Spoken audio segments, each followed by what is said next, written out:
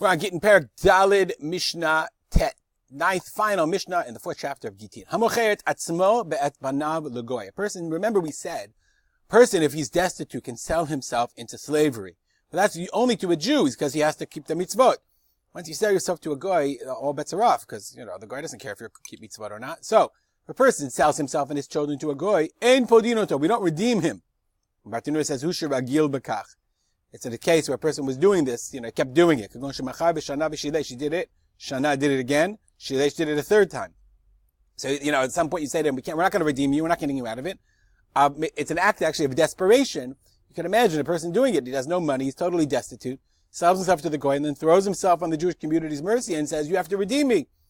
So at some point we say, ein podinoto, ava podinet abanim lachar mitat aviem. After the father dies, then we redeem the children. Why? Because if we do it before the father dies, he's just going to do it again. Similarly, hamocher sadehu legoy. So a person sells his field, sadehu, his field, to a non-Jew. This is in Eretz Yisrael. Mechazar ulekacha mimenu Yisrael. And a Jew comes back and buys it. Halokeach mevi mimenu bikurim. Okay, the lokeach brings bikurim, meaning even the produce that was during the time when it belonged to the non-Jew. Mipnei tikun ha'olam. Mipnei tikun ha'olam. Here, in this case, tikun ha'olam, upstanding of the world, is the Chachamim very much wanted to prevent Jews from selling their land to non-Jews. They wanted land to remain in Jewish hands. And don't forget, the time of the Mishnah was after the Roman conquest.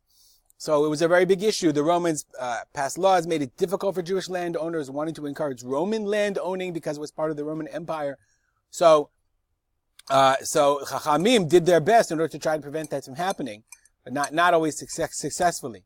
So actually there's a couple of girsa problems. So Amacher Sadeu Legoy, okay? Chazau Lekacham Imen Yisrael. So it's interesting whether those words, Chazau Lekacham Imen Yisrael, whether a non-Jew bought it back. So in the simple shot, it's as I said, the person who buys it back has to bring bikurim. Why? Because halachically, even though the goy owns it, the land is still bikudushata.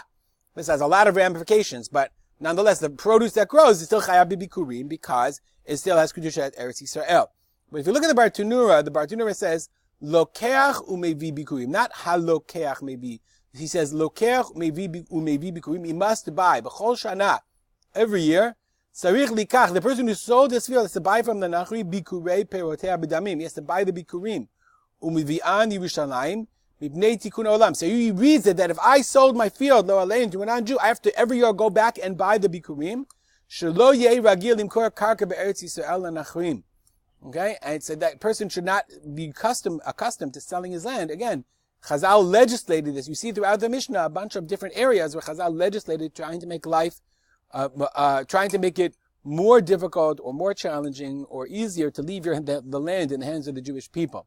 Because if a person then sells his land, yitrach lachzor b'liftot, he'll make an effort, he'll work hard to redeem the land back. This is the reality of the political times, and in an interesting way in which Chazal used Jewish ritual to legislate, to try to find ways in order to affect change in their times. Stop here and dedicate our learning to the memory of my father, Harav Simcha ben Yitzchak Kalman. Have a good day.